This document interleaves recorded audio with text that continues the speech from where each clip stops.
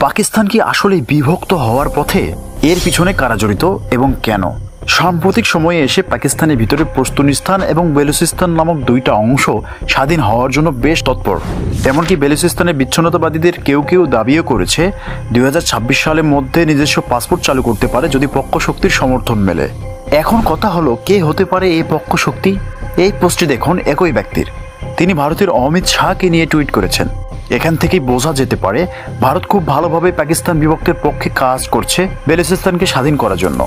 তাছাড়াও ভারতের সেনাপ্রধান পাকিস্তানকে মানচিত্র থেকে মিশে দেওয়ার মতো হুমকিও এটাই প্রমাণ করে। কিন্তু কেন এমনটা করবে? ভারত এবং পাকিস্তান চিরপ্রতিদ্বন্দ্বী দেশ, একে অপরকে হুমকি মনে করে। কারণ দুজনেরই পারমাণবিক শক্তি আছে, তাই তারা সরাসরি যুদ্ধ নীতিতে গেলে বহু সাধারণ মানুষের প্রাণহানি হবে। তাই একে অপরকে দুর্বল করার নীতি হিসেবেই দেশকে বিভক্ত করে দুর্বল প্রতিবেশী বানানোকে বেশি প্রাধান্য দিচ্ছে।